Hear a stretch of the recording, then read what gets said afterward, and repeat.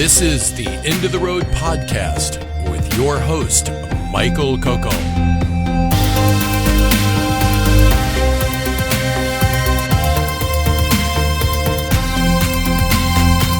Exploring the horizons we never touch because we're already there.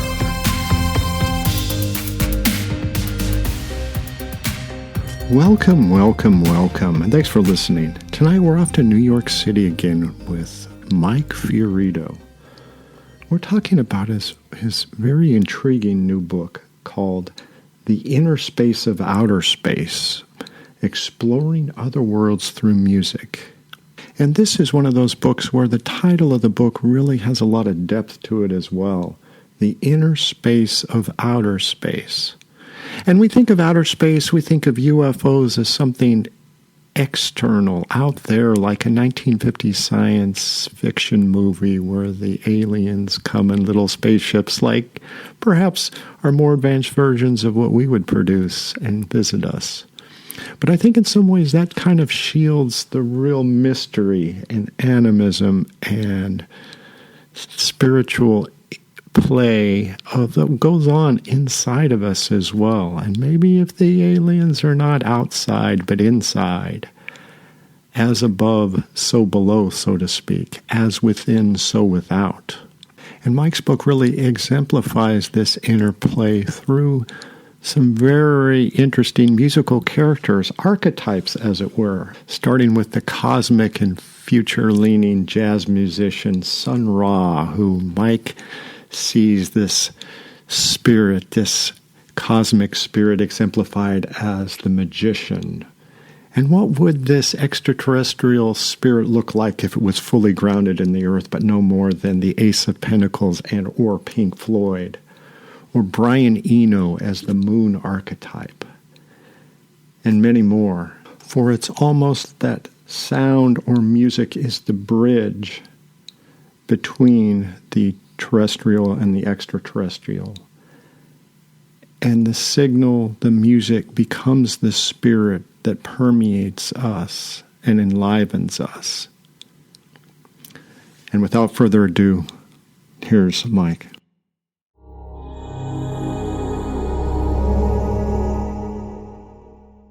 Bless you for that. Well, Mike, great to have you on again. And last time you didn't see our new co-host, Professor Lynn Party, who before she got tangled up with me was a mild-mannered psychology professor, also a provost at a university, and now she's doing all kinds of weird stuff. Well, very nice to meet you, Lynn. Very nice to meet you, Mike. Very nice to meet you. Boy, I have no idea where to start. I have so many things going through my mind right now. I would say anywhere in the middle, anywhere. It's always best.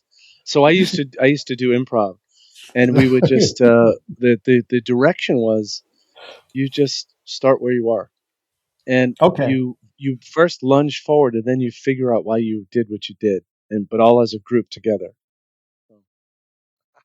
I can do that. Okay, so here's what I got. I may not have all the right answers, though. That's the only thing. Well, what's intriguing me about this book is this concept of a sound sigil, and then in relationship to your other quote. I mean, you're talking. You're quoting Albert Einstein next to that about spooky action at a distance, and so I was combining the two to. So with a sound sigil, the more you observe or connect with something in the physical reality, the more sort of relationship you have with it. So the more deep you listen to something, you more connect with it, and then you're making a sound sigil, and then we're jumping to Sun Ra with the sound architecture, and then the tarot deck. So I don't know where you want to start on that, but that's my middle. Well, great. I kind of go all the way and all around in this book. I think it's when I look at what I was going after, I kind of I think to myself, I must have been crazy to even try to approach it, but I did. And I explore. I look at science. I try to use some concepts of science. I don't get hung up on the science, I should say. And why is that? Because science is a moving target. Um, if I'm sure Lynn has read Thomas Kuhn's Structure of a Scientific Revolution. It's good. I like to use science and to kind of as analogy and comparison, but to get so hung up on it, knowing that it's correct within a context. Not to say that the science of plumbing isn't correct. I mean, my plumbing works fine, but it doesn't describe the entire universe. Uh, it doesn't explain consciousness or uh, well, it's when I listen to music, and I'm just going to kind of extemporize here. And I Yeah. think we've talked about this before, that I think music is a it's kind of, there's an architecture to music, and you can engage with it on different levels. I think you can engage with music as some say like pure reverie. I mean, people, you have you know today's tech bros, the smartest, richest people, they get into their cars and they're super rationalist materialists, get into their car, put on Journey, and go into a dream reverie state. Um, but that could extend further. That can extend to, I've listened and heard music during sacred rituals where you hear drumming and singing and chanting, and you're brought deep into an altered state. And I think my basic thesis is that music dissolves the boundaries. It deliteralizes. Um, it deliteralizes, and it takes us into that mythic state where, in a way, to connect it to, Einstein, you can sort of connect to anything, anywhere, at any time. In my opinion, it's a contact modality, but with what? Contact with more of ourselves. What do we find when we go deeper into ourselves? Well, sometimes we don't find anything. Well, and then so what happens when we go deeper into ourselves? We get to Henri Corbin and the imaginal realm in some ways. We Hmm. become the open portal, and that's the Right. other thing you discuss. And so that's going all the way out as just expansive. It's not like you're finding anything solid, but yet there's this sound sigil business. So I'm going to The let you inner keep going. space, you just justified the title. The deeper you go inner is the farther you go outer. And I think of, as an analogy or as a visual, when you see uh, pictures of the Buddha portraits, and you see all these beings around the Buddha, what are they? Are they emanations of the Buddha? Are they deities or beings that are external? I don't think the answer matters to that. But when we go deeper into ourselves, I think there's a kind of Zen thing. If you go, who am I, and you go deep into that question, you'll probably not find the you are. But the deeper we go into ourselves, I think the more we find other sentience, the more we find other being. To take a physical analogy, my body is less my DNA and more other biota, more bacteria and fungi that are not mine. And yet here I am thinking, this is all me. This is just for me. I'm a host for whatever else I'm in contact with, it seems. You contain multitudes, to quote Whitman. I am large. I contain multitudes. But Lynn, you've been very quiet. He's probably Either wondering what the either you're hell's just going saying this guy's crazy, or No, no, no, far from it. Far from it. When I first saw the title of your book, I had to chuckle a little bit. In my last year of doctoral work, I had a clinical supervisor, and he had written a book. He was a psychoanalyst, both a clinical psychologist and a psychoanalyst, who had been at Menninger. And Mm, he wrote a book that he published in 1979. It was out in Innerspace. A psychoanalyst explores the new therapies. His name was Stephen Applebaum, and interesting. I remember thinking the same thing when I was in his working with him in his seminar, that from the outside, he looked pretty much like you would expect a psychoanalyst to look. And yet here was a man who was very brave and willing to step outside what were sort of accepted boundaries and go in and look at all of these different alternative therapies that were popping up.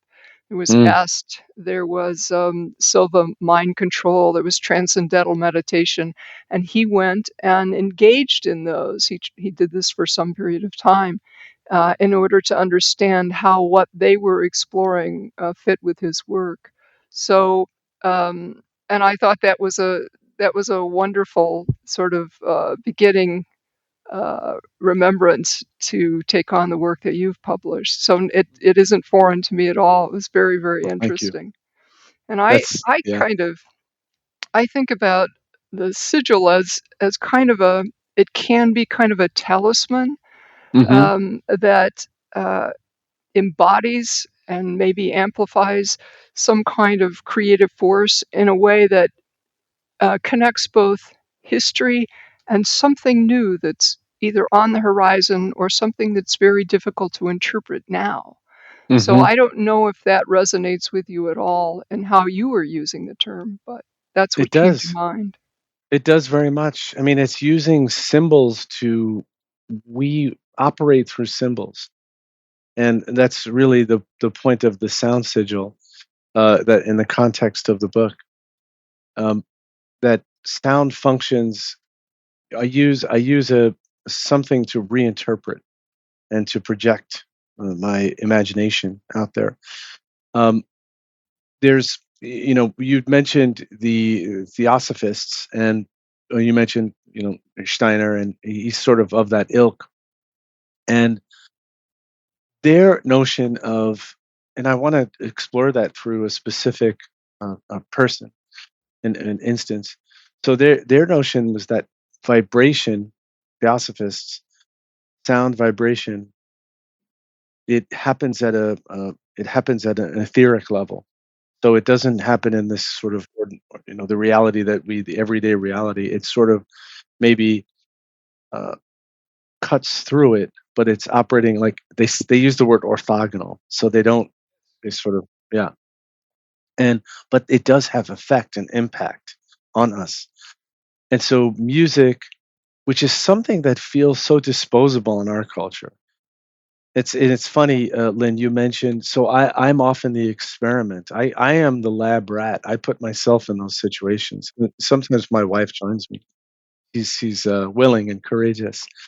But we went to a Wachuma ceremony, which is was there was a shaman that came from South America, and through some people that I knew. I've done. I met some.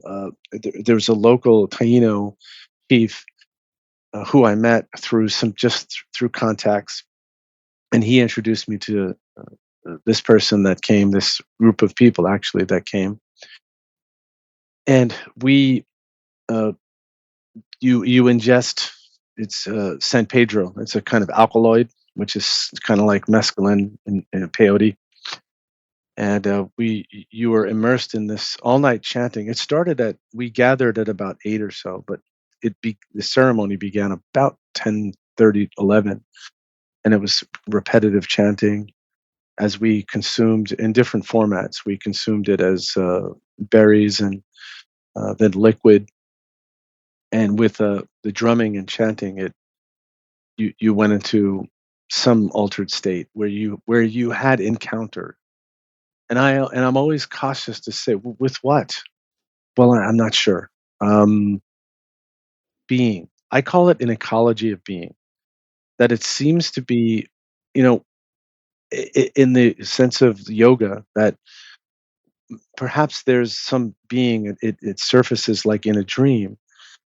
It appears, presents like an extraterrestrial, for example, or an apparition or other.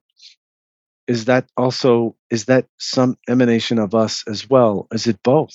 Can it be both? Do I have to know? Sure. I mean, I'm sure there are folks that want to know exactly. I don't feel I have to know that completely. But where I was going to, I want to just dial back to vibration and sound as something that transforms the world. So I don't know if either of you are familiar with, and Michael, I don't know if we talked about it before, but Harry Smith's Anthology of American Folk Music. That's So it in your was, prior book. That's in your prior book, right? I mention it in both. This is someone I've had a long fascination with. And I believe I put him in the preface, and I'll explain why. So Harry Smith was a kind of polymath, magus, filmmaker, and music collector. He's a kind of philosopher, very influential to folks in the Beat generation. Was a friend of Allen Ginsberg. Allen Ginsberg brought him to the Naropa Institute. He was also kind of a mess in a lot of ways as well. But the Smithsonian Institute Folkways gave him this project to pull together these American music, this anthology of American folk music. And so he collected, they were already recorded. There were recordings from 1929 to like 1932. His thesis was, I want to collect records that represent truly a region and a sound of a time, but not before it was completely homogenized by popular radio commercial music. So these were good recordings. They weren't the best versions of the songs, but they represented that region.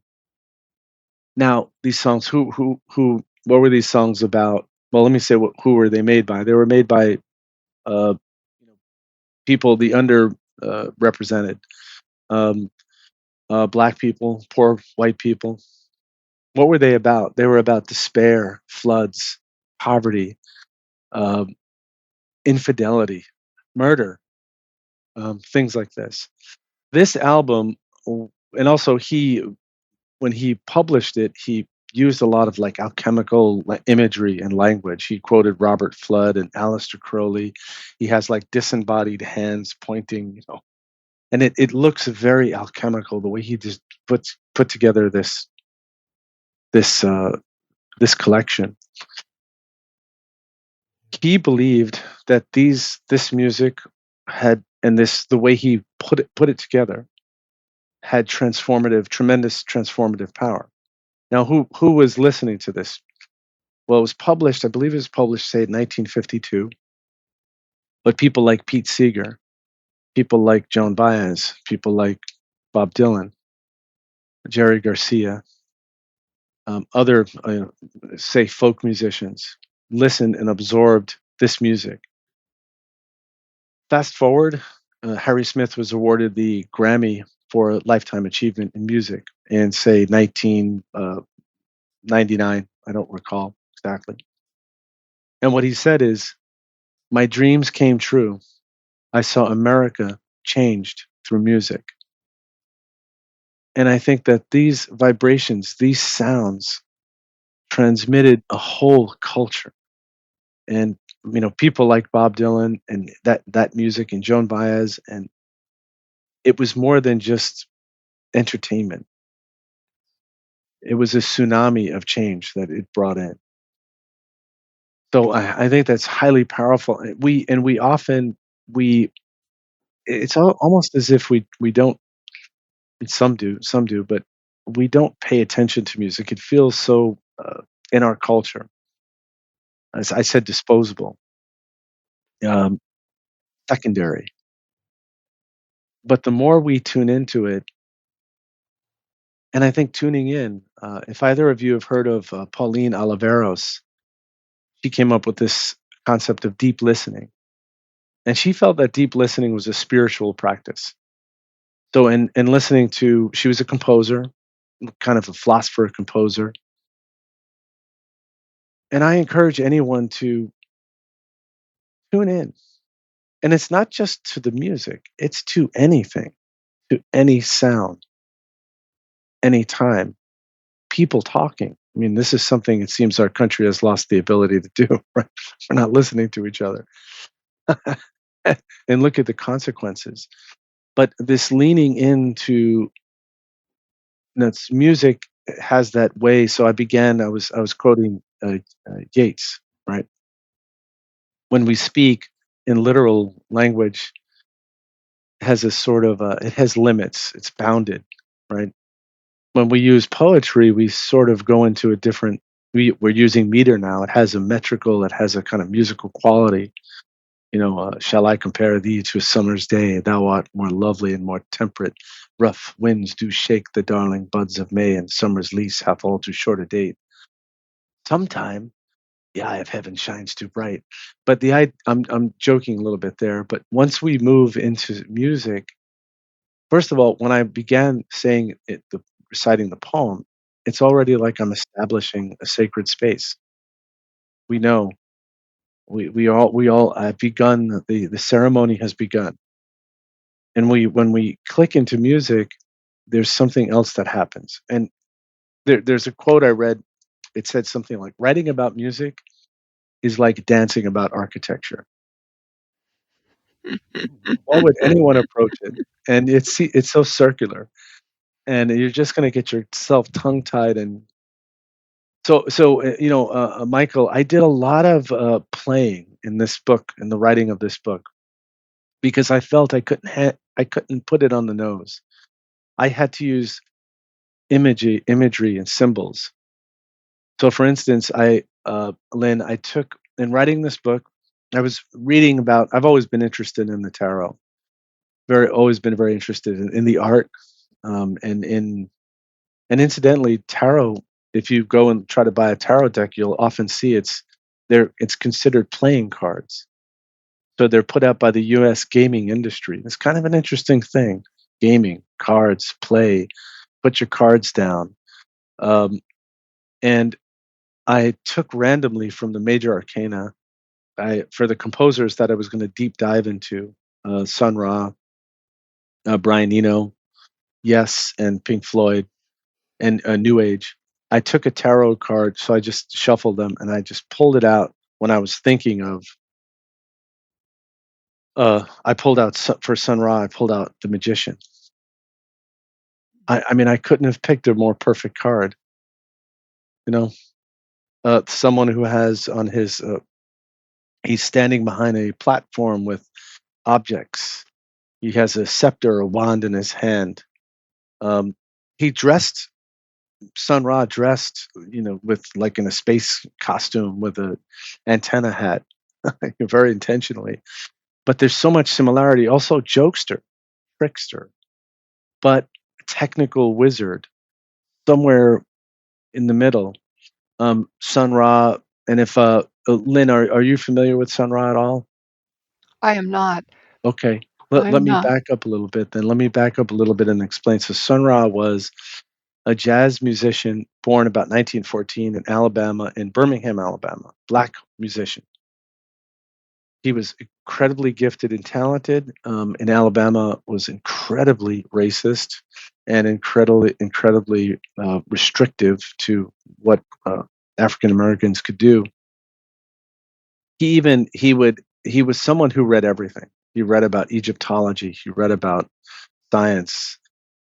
He claimed to have been visited by sentient beings who told him to make music to harmonize the people of Earth who were in crisis. He dressed in these elaborate space costumes.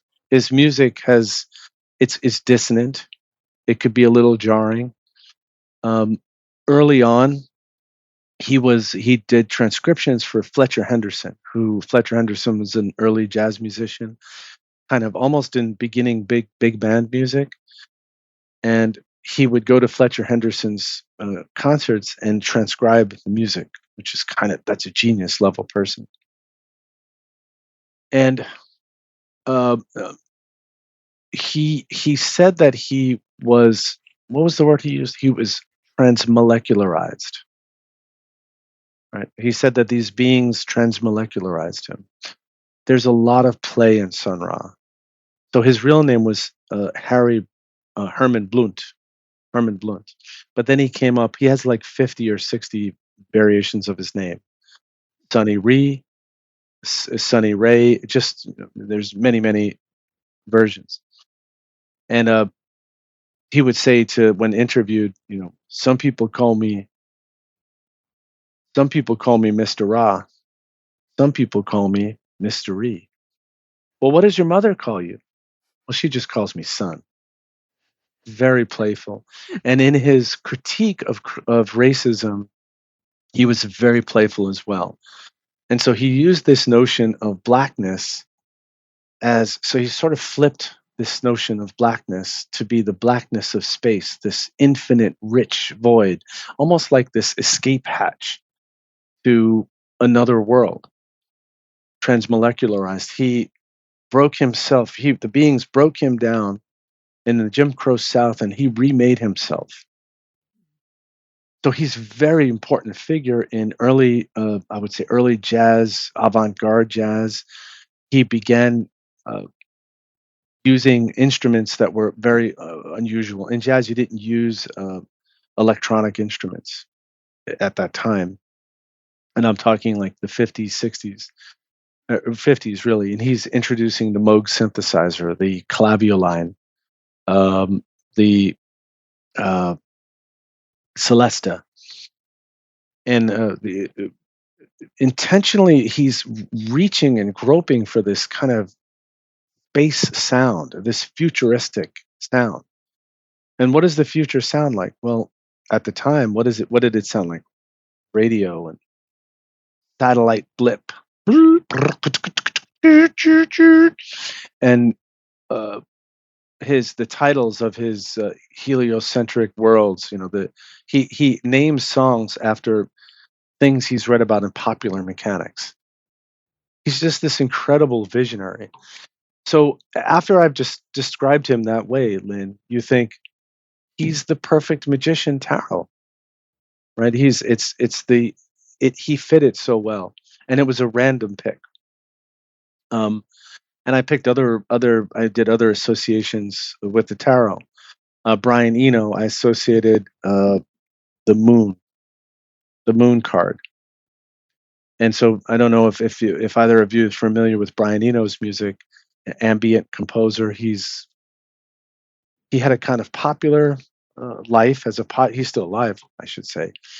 He played with Roxy Music. He produced people like David Bowie and U2, but he's highly respected for producing and working with avant-garde musicians like Harold Blood, and other musicians.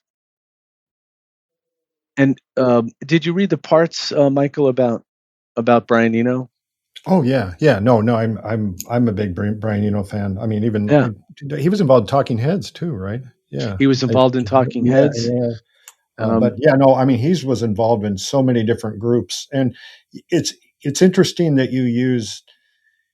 I'm just trying to. And just almost like the synesthesia associated with the tarot cards, with the vibrations, almost because he is such a. With Sun Ra, you get, like you say, that it's more of an energetic sort of mystical thing. But you're right, because Brian Eno he is more withdrawn and otherworldly, but not in the same otherworldly as Sun Ra, but sort of very much a moon. So I totally agree with the moon card association with Brian Eno. And going back to your chapter with Brian Eno, you talked about Henry Corbin, which is the imaginal realm, versus Sun Ra it's an imagination, but it's almost there in space, and so it's not, it's a different sort of vibration. So I really like sort of the juxtaposition of the moon and the magician there. Yeah. Well, thank you. Yeah, and Sun Ra, I think he wanted to knock people out of their somnambulance, is what he would say. And he wanted to produce ontological shock, which my wife corroborates every time I play. She's like, "Please take it off, please." But she studied piano, she studied saxophone. Her father sang in choruses, and he would bring home a tome of a Bach mass, and so she's very musical. But I do appreciate that not everything is for everyone, and not everything is for every time. And so he can be very kind of dissonant. Whereas, now the interesting about the moon card is that the moon doesn't get its light. The moon gets its light from the sun. Yeah. And there's a lot of dark space in Eno's music. So he said that he's coming from the tradition of minimalist music. And by the way, I love talking about music philosophy and only sometimes talking about music. So if we're talking about the arts, we're on our way, I think, to, because it's hard to talk about these spiritual ideas. I think music and the arts are a way to that. I think, to expanded imagination. Where was I going though? Brian Eno is coming from the tradition of like Eric Satie, minimalist music. Who Satie made music. If you know the Jamapides and those, what's the other one? I can't think for the moment. But there's these beautiful, repetitive. Like you'll hear it. People when they do ballet, and they'll practice using Satie's very. He called it furniture music. It's music that was, and it comes from that tradition. And he says it's music that you didn't have to pay attention to, and music that you wouldn't know where the music starts and ends. So maybe outside noises can be included in a part of it. But there's that music has it's peopled. Is what I wrote in the Innerspace of Outerspace, and I don't take that lightly. I'm not joking about it. It feels like it's pulling back the veil, slowing things down, making room. And what are you discovering there? I think you hear things, and this is a theme that will come throughout the book. I'll give you two quick examples. One is Lynn. I was walking in a store. I walked into our local grocery store, and as I'm walking in, and there's the frozen section, and I see there's a guy with equipment, and I say, "Oh, should I can wait." He says, "No, go, it's okay." So I go by him, but I got to know what's going on here. I turn around and I say, "What are you doing, by the way?" I thought he was fixing. The refrigeration. He wasn't. He had, and I could tell when I turned around. I said, "That's what is that?" It was a microphone. He's recording the sounds of refrigeration. And so he was recording the sounds of refrigeration. And I said, I've just written a book. This was UFO Symphonic that I wrote. And I said, I'm one of the people that's very interested in what you're doing. So could we please exchange information here? We did. Turns out he had studied composition at the Berklee School of Music. And he would take these found sounds, the refrigeration, and it could be anything. It could be the sound of a train. It could be dripping of water. And he would go down into the atomic level where you would hear from that to this slow whoosh, this almost like you have a microscope and now you're seeing bacteria. Now you're seeing the cilia, hair-like projectile of that, you're going deep down into this thing, and there's a whole world there. There's emotion there. Brian Eno's music is very emotional. It's not just clockwork. It's not just clever, cool sound. There's a deep emotion there. I'll make another analogy, and then I'll shut up. So it's always better to talk. Most human beings had not heard whale sound. Unless you were a sailor or you were in some situation. But then whale sound was recorded underwater. What we found was that whale sound can travel for like 10,000 miles. Can you believe that? It can sound. Whale sound can travel for 10,000 miles. And what did we hear when we were listening to whale sounds? We heard, it sounded like a family at a picnic. You hear these chortles, these parping sounds, whales, as in a whaling sound. cries, moans.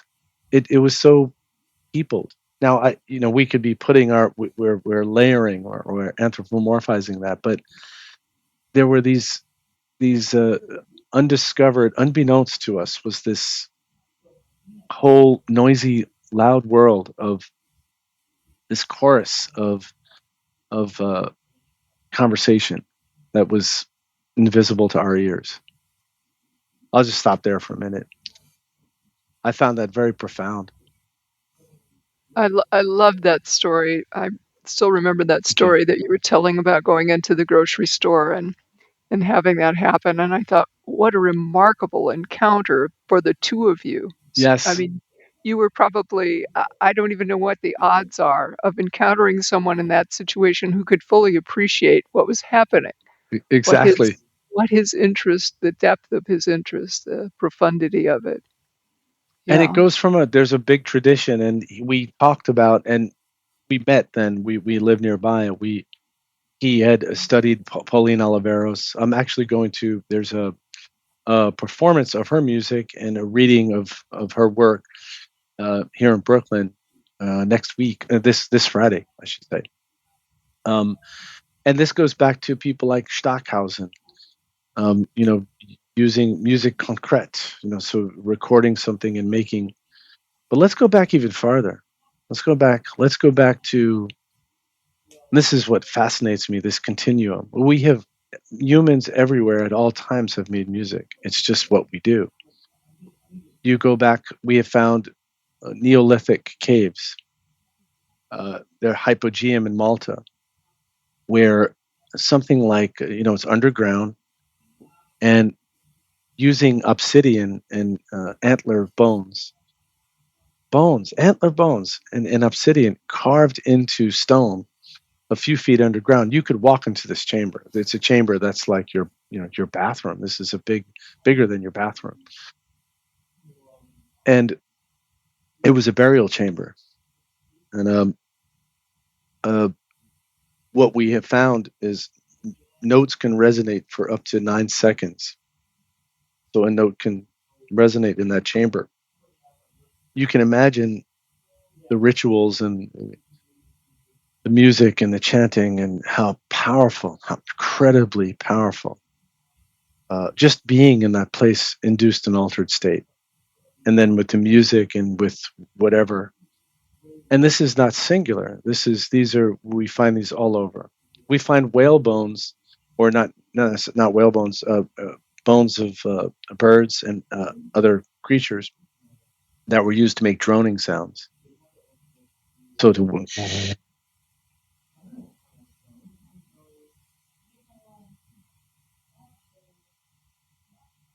and when you think about it, I hear the connection between chanting, prayer. Some languages have a very monotone quality. Yes. Ubiquunque lingua Roma ibi Romana. But this continues. Drone music is a thing that continues. You have drone music, Scottish bagpipes drone, Indian instruments, the sarod, the tempura, the sitar. I mean, even as I do that, I feel I'm already kind of feeling hypnotized and drawn in. And there's a church music, the Renaissance music of Palestrina, or I love Palestrina. It's my favorite of mine. Renaissance Italian composer. And just droning in general has that quality, and it's something we discovered a very long time ago. Even as it stays the same, the drone sound, we begin to change. Something clicks. This deliteralization. We go into a dream state. We go into that. You're the imaginal realm. You brought up Corban, and what Jung and Corban said is that what you imagine, these things. I forget. I love the way Jung said it. What you imagine is not. It is not real. These things you imagine are real. Yes, they come from somewhere. They come from somewhere, and not and I think Jung would say some of those things are not they haven't been consciously encountered before. You may discover long after you've had some dream motif, or some particularly resonant experience that was written about so many centuries or Mm-hmm. back, by an Exactly. entirely different culture. So yes, Exactly. that's so true. And Mike and I have a little experience with what it means to be in that situation. We do some drumming with a drum group, and Mm, one member of our group does the I'm not going to pronounce this correctly, Mike, so you'll have to help me. that's okay. Didgeridoo? Yeah, Oh, yeah, yeah. didgeridoo. Didgeridoo, Didgeridoo. yeah, Yeah, didgeridoo. And the Australian. that droning, that sort of Mhm. guttural droning, it can be a profoundly meditative experience. Yes. Yeah. And I love what you said though, that it can connect you to things that may have existed before. There's that great story that Jung just talks about with the woman. She was very obstinately materialist. And he's having a conversation with her, and she's talking about a dream that she had of a scarab. Yes. And then it was knocking on the window as he's speaking. And what he said is that that's synchronicity as I understand it. And I'm deeply interested in Jung. I wouldn't say I'm a Jung expert, but I'm deeply interested. But that was a co-manifest. She like all reality, it's collaborative, it's co-authored. So she manifested that. The way some people feel when if you have an encounter, a UFO experience. I mean, I did in my last book. I talked to people around the world, scientists. Actually, they were mostly scientists, and who had extraordinary experiences that you could not explain. That Mhm. was the premise. I said, "Can you tell me a story that involves music and or sound?" And that's a key thing because not just music. Music is sound. Music and or sound that involved an experience that was inexplicable. But this notion that you imagine it, I mean, in a way, we do this all the time. We do this, you imagine your career, you imagine a book, someone imagines a technology. We live in a world of we're spawning reality. It's not that it's objectively, there's a certain amount of objective reality that we have to, or else we'll be in trouble, right? Get hit by a car. But it's not the total reality. It's what Aldous Huxley called the mind at large. To function, we have to be able to block out the noise all around us, negotiate walking across the street, know how to cut a piece of cheese, eat an apple. Um, but there is this other larger reality that anyone we all know it. We all know it. We just, there are degrees to which we know it. I mean, we enter that world every night. I have a dream, uh, I keep a dream journal. And when I read the dream journal, I can't believe what I'm reading. I didn't write it. All I did, I was just a scribe, but I'm reading folklore. I'm reading stories that they don't feel like they're my stories. Um, and every night I dip into that imaginal realm. I try to bring some diamonds back from that world, from any experience. And I do think that it's also scary. So I'm not encouraging everyone to go out there, rush out there, and it does depend. It depends on circumstance. It depends on your state, your life at the time. But there is something powerful that's here in front of us, cutting through us at all times. If we listen, if we deep listen, if we pay attention. What does Buddha mean? Awake, right? Just we fall asleep. Wake up. Look around you. Yeah, it's interesting that the trajectory of the music that is, I think, that you focus on what the music is like in the future, and you talk about Sun Ra and sort of the context of the, but the more you sort of connect to the sound and the vibration, the more that you get anomalous experiences, which become like the future looking UFOs. So there's something about sort of that sort of progression that when you go in, you do go deeper, but also sort of there's sort of this outside thing that, I mean, and maybe it's always been the word alien or anomalous is sort of new since science fiction. Maybe that was always there, and we're just calling it something different now. But still, there is something forward about it, though, too, or at least some aspects of it. Yeah, I mean, 'cause that seems to be an interest in your book. That because you focus on UFOs. Sun Ra was sort of the major character in this book. Yeah. I wanted to. So what? It's funny because I'm very interested in UFOs. Right? I was a science fiction kid. I was a philosophy major undergrad. I was interested in UFOs as art, as just as But what really I became interested in more recently, and what has spawned some of the writing in the past, say, 5 years or so. It's not a belief in UFOs. I think we now are at a place where we have what I think the UFO tells us is that the world isn't all of what we think it is. There's more to it. There are experiences people have that just don't fit into the materialist paradigms, I believe. People have extraordinary encounter experiences. I mean, I've met super rational people that they had this experience. They cannot explain it. I didn't want to get hung up there. What I want to say to you, Michael, is that what I was trying to chart was, if you look back in basically world literature, Ezekiel, what does he encounter?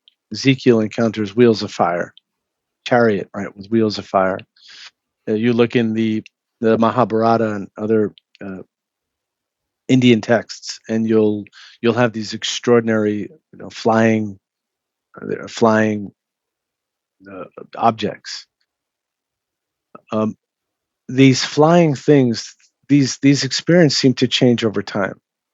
So technically the first UFO sighting, the way what we call it today, flying saucers, was Kenneth Arnold, which is just after World War II. But what's happening at that time? We have the technological development. We have satellite technology. We have the beginnings of computer technology. We have rocket ships. And what I'm saying is that, and I'm not the first person to say this, Jacques Vallée, who's the reigning, guru of that, and there have been others that have followed.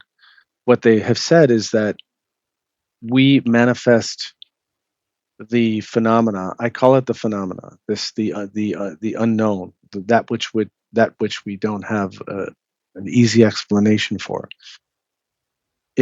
We perceive it through the lens of our culture and time. And so now it's a technological device, a UFO. You read Irish mythology and Irish folklore, and they have encounters with leprechaun or bright spirits that descend from the heavens as a bright light. It seems to look like it manifests out of the materials and things we know, is what I'm saying. So that's really where I was going with that, Mike. Yeah, I think maybe too they manifest from things that we don't fully understand yet. Right. True. I think about some of the sightings that people have described about moving fireballs, and I've known folks from the South, and it was more prevalent, I think, that those experiences occurred in the South. Hmm. And it was only later when there were some scientific explanations for how those appearances came about. Right. But by saying that, I don't mean to suggest that there aren't very new, very different things that can occur that we don't fully understand. So I don't want to rule those things out. But I do think there are things that keep appearing, as you say. Um, whether we're on the verge of something that maybe is known to only a few that will become more widespread, or that we'll Hmm. simply be able to explain at some point in time, is a matter of question. Yeah, What's yeah, yeah. I mean, many cultures, many cultures have a larger continuum for what they accept as. Uh, there's not this real and unreal. There's this larger continuum for what's. This is how the universe works. We kind of come from that, parsimonious kind of, and understandably coming from the Humean, Hume at war with religion and all of its just making ridiculous statements and being a control thing, and this frustration of science emerging and being able to say things factually. And look at the success of science. I mean, science is incredibly successful, and we can be. We can be objective. We certainly can be, and we can reproduce the experiment. It just that isn't the whole thing. Um, Max Planck said science progresses one death at a time, and he was referring to scientists. That the paradigm, Thomas Kuhn's notion that you have this paradigm, and all of my tools and my technologies and my theories and my math, it's all used to, circumscribed on my theory, this paradigm. Yes, I have this data that's accumulating, this anomalous data that I have to put aside because I don't know what to do with it until someone comes along. Newtonian physics was updated by Einstein, and Einstein's notions have been updated by quantum mechanics. Um, Erwin Schrödinger, his book, My View of the World, I think. I mean, it's written. He wrote it inspired by the Vedanta. He was basically saying what you think is reality is not the whole shebang, something to that effect. And Lynn, what is so your area? Can you tell me stuff about what's your focus area, what your research is, and the work you've done I'm and actually doing? retired now, and so I don't think about those things. Um, I do, but Yes, only in subject areas that I enjoy.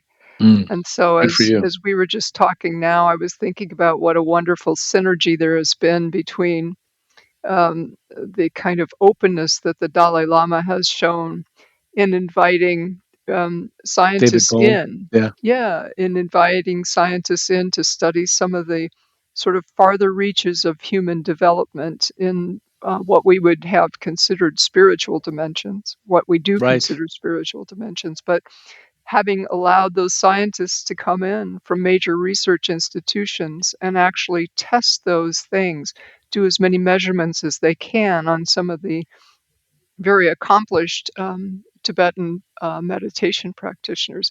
So I think that's a wonderful synergy. And sometimes what's found actually helps science to advance. Hmm. When there are discoveries, when they encounter a phenomenon that they've never encountered before, it forces them to go back and sort of rethink. So I think there's a nice synergy in both directions there.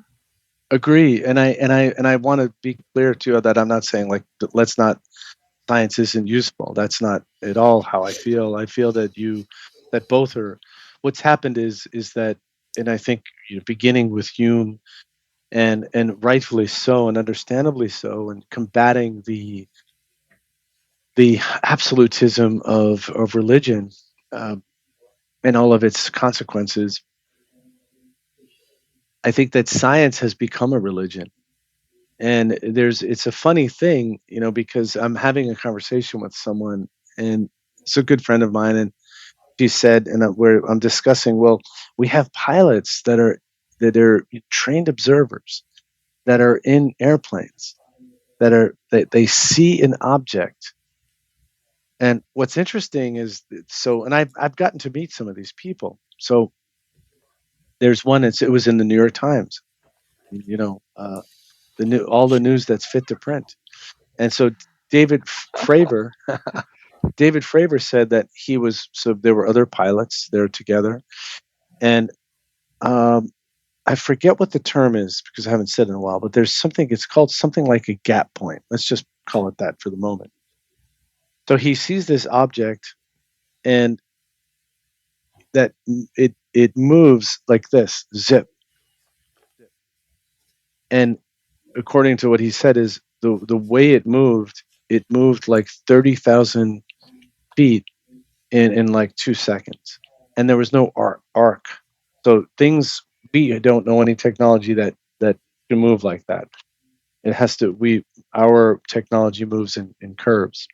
But there's also just gravity. You would destroy, crush everything, right? And not to mention if it was peopled.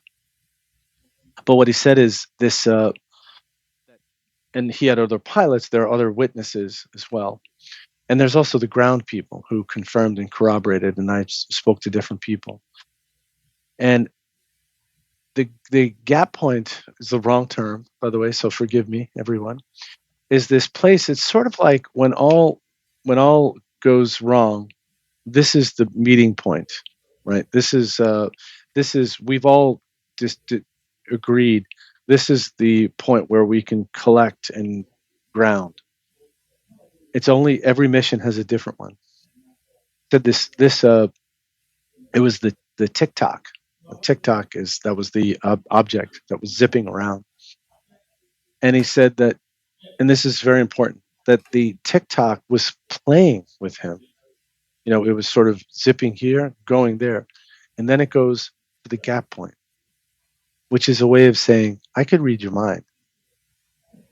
So I find that extreme. There's a psychic component to these things. And the people that I talk to, when they had these experiences, sometimes that psychic experience, it continues. It lingers. In other words, there are things that continue to happen. You have synchronicities occur. I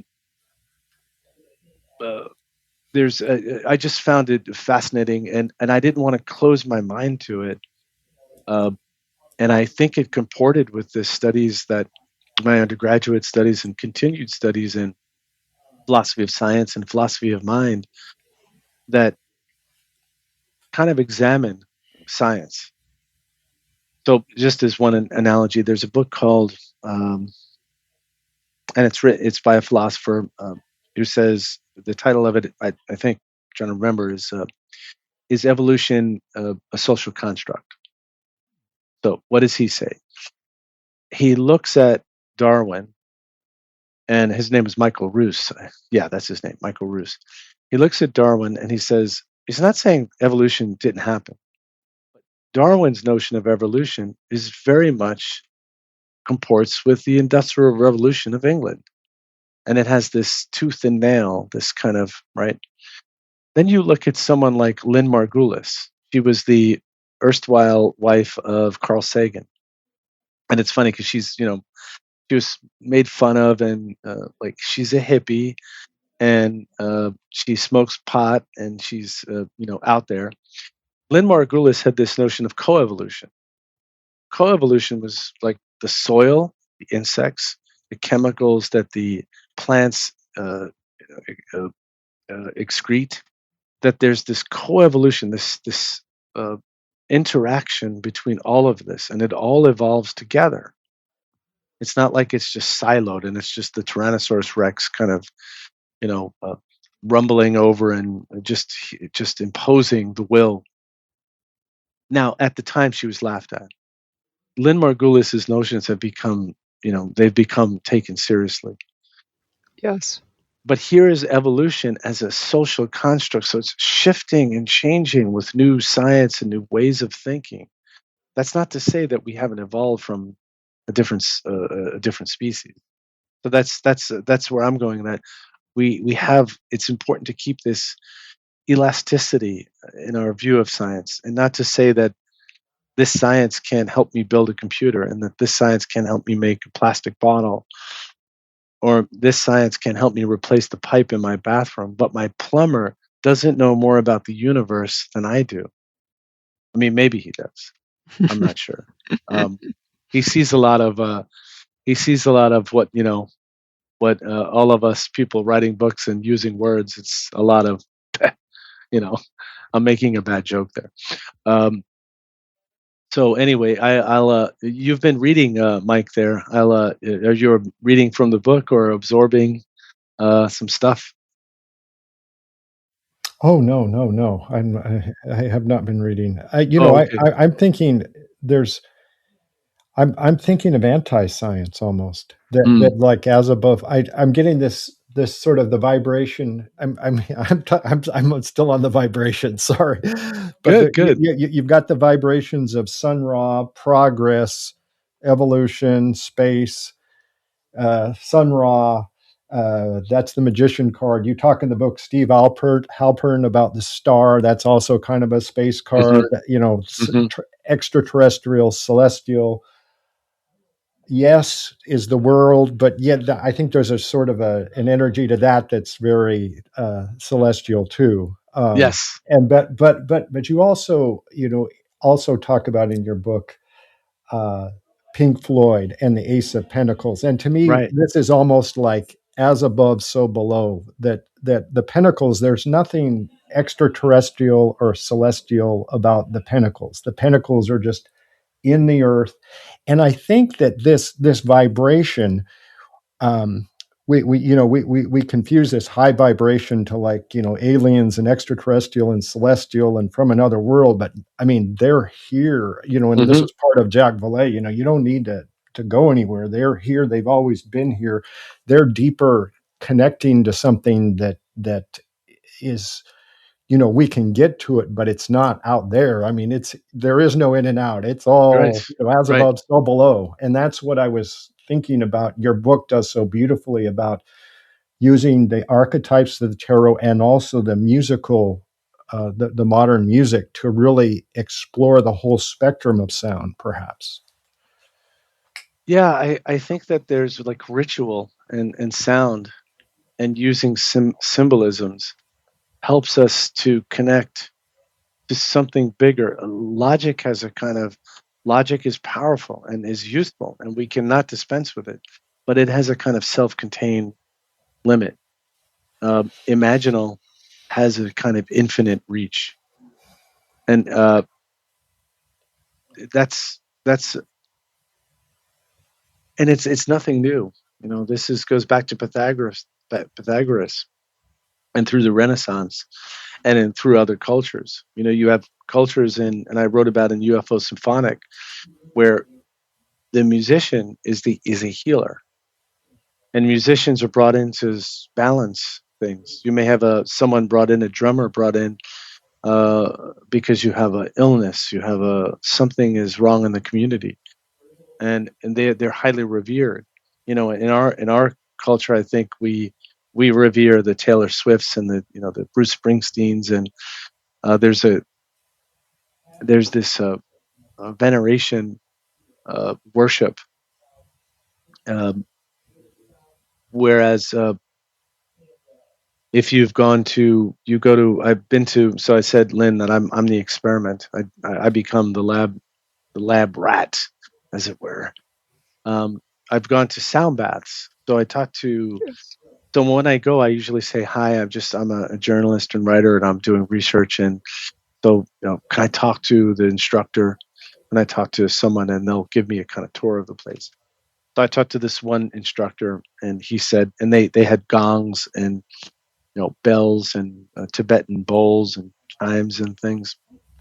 He said, you have a couple come in, and one of the couple is dragged the other person to come. They didn't want to come. They'd rather be at the bar. This is hippy dippy crap. It's wasting my time. And he says, but they come, they have the experience, and they leave with tears. They leave gushing with emotion. When I went to the sound bath, there was one in Manhattan I went to, and you have something starts to get triggered. It's like it loosened up. Music softens. It softens those boundaries, and something was eking out. And it's funny because the image that was occurring was this. There's a word in Italian called strega, and it means witch. And it's like a playful witch too. There's and this witch image was arguing with me and kind of bugging me. And the funny thing is, I'm almost laughing to myself and thinking, first of all, is that just me? Am I the one am I the argumentative one? But it just weird that it just came out. It just emerged. I didn't plan it. And those things can happen where there's something that there's some sentience. It feels like it has agency, and it's playful. And my reaction to it was I was laughing to myself, thinking, "Look at you! You're impossible. You're arguing with yourself in your meditation." And it's this kind of loosely reminiscent of like my grandmother or something. But again, it's the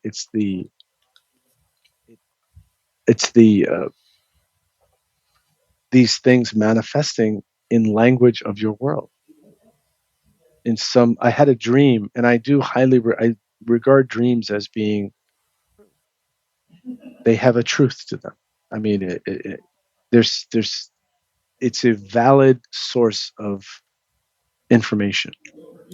And I had a dream that, and it's in a different book, but I'm seeing this object coming toward me. It's this cigar-shaped galaxy, it looks like, because it's kind of horizontal. And as it's approaching me, these like halogen lamp looking UFOs shoot off of it, kind of shoot off as it's approaching. And then as I'm seeing it come closer, I see it looks like a tree, like a pine tree. And I'd been writing, and I think, Mike, you've read a few different things, and I always try to remember, when we go, we shouldn't just point our telescopes out there. We should keep our eye on this earth, on this green earth with this blue sky and these incredible teeming diversity of life. And so this tree, I'm seeing this tree, and then I have this psychic connection with the image in my dream, and it says, "We're showing you how we think you want to see us." And that's profound. I mean, that's a dream I had. I can't really source that, but it says a lot. This as above, so below. This terrestrial, extraterrestrial.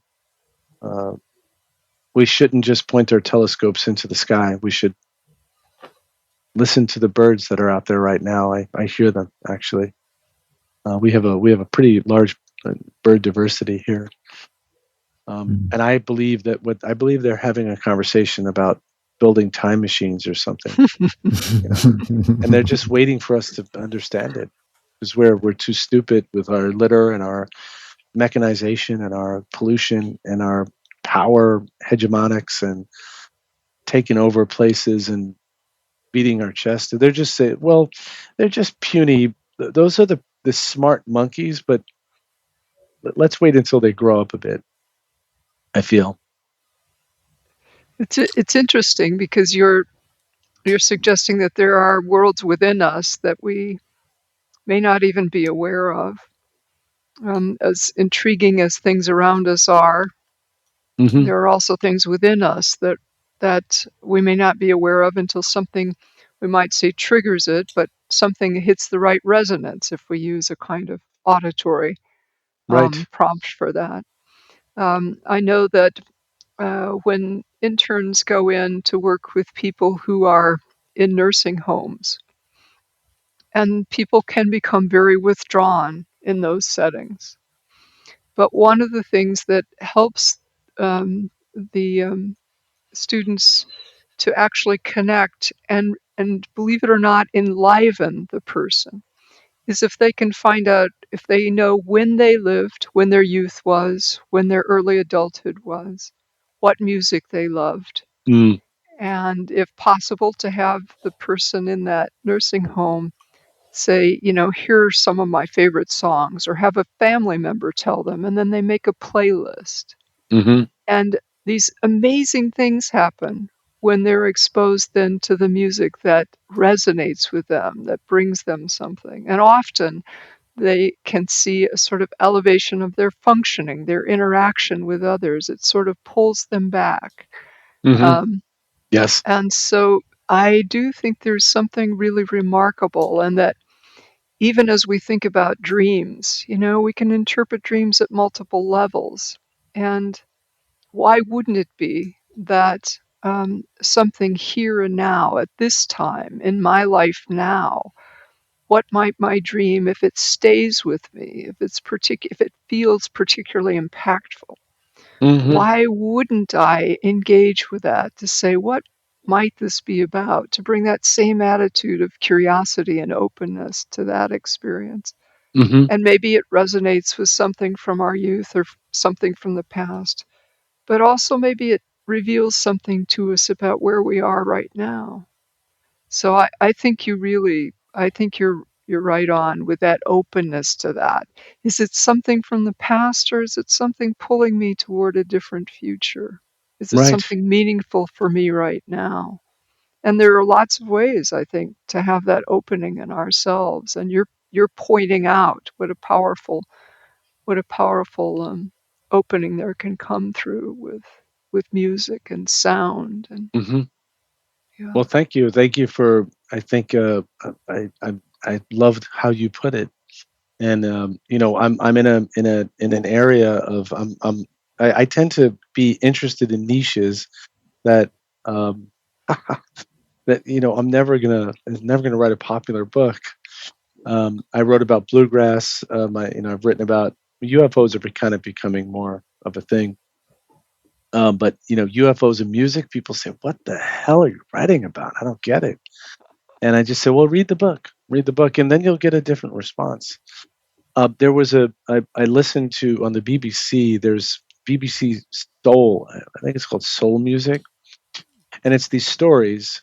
It's a wonderful, and they'll have a song that they'll focus on, like the first time whenever I saw your face, and you'll have these emotional experiences, maybe interviews with the composer, and then people who've done the song over time. And there was one, and I think it was on Rachmaninoff. And these people were not making this stuff up. This was not a made up story. These two people, husband and wife, and the husband said that he loved Rachmaninoff, the number 2 symphony, and it was his favorite piece of music. He had some situation, a complication, where he went into the hospital and he plummeted. He began plummeting, and then the doctor brought his wife in and basically was saying, "This is not looking good. He's going down. Really, all his vitals were plummeting." And she put the iPod. Now the doctors would be very cautious to do that because they don't want to be charged with liability or malpractice. He gave her like a time. You can do this for this time, and if his condition worsens, we have to stop. She put Rachmaninoff in his ear, in one of his ears, the iPod, and there was a slow and steady increase of his vitals. He recovered, right? Then he tells the story that now it's a few days later now, or maybe 4 or 5 days later, and he hears Rachmaninoff. He probably had it on his playlist, and he starts to cry. He just breaks down. He cries. And then his wife says, he said, I don't know what happened. I was listening to Rachmaninoff and I started to cry. And she says, well, I have something to tell you. You almost died. And I put the music on and you came back. That's powerful. That's very powerful. That music, it drew him. It drew him out of this plummet. And I mean, did it save his life? He felt it did. Yes. You know, Tony Bennett said there was a point, not said because he was experiencing Alzheimer's. There was a point where he could not have a conversation without losing track of what was going on. But he could sing, "Fly me to the moon, let me play among the stars." He could know all the words. Where in the brain, you know, it occupies some circuitry of emotion. It goes deep down into your brain, into like the animal parts of your brain. You know, they call it the R complex. You know, this deep.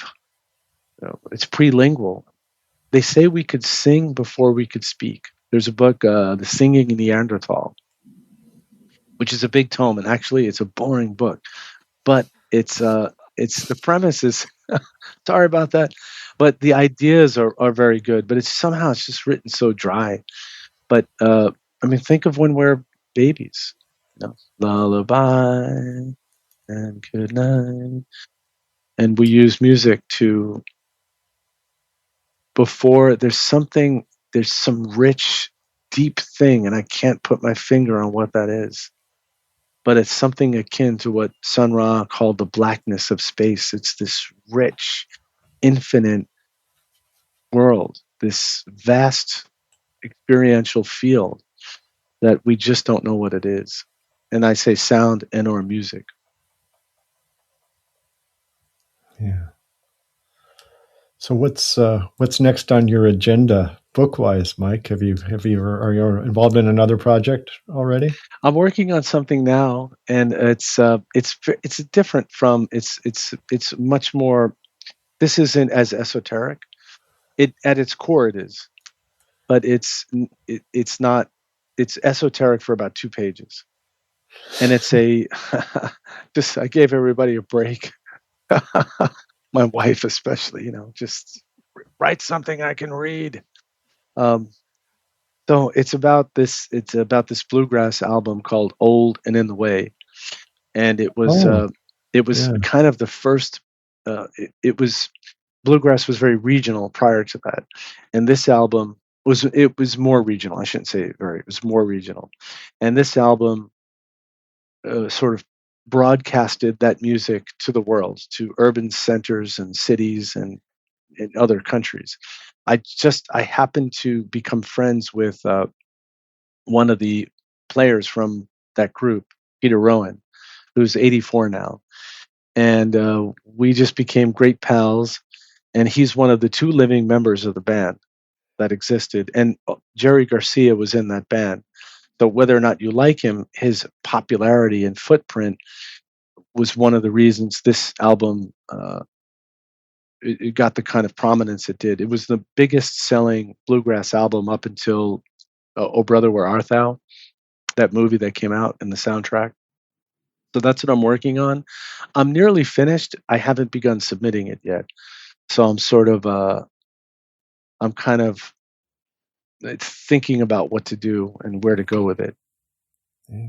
But again, another blockbuster that, you know, that it's going to, you know, hit the presses, and, you know, all of X amount of people are going to be interested.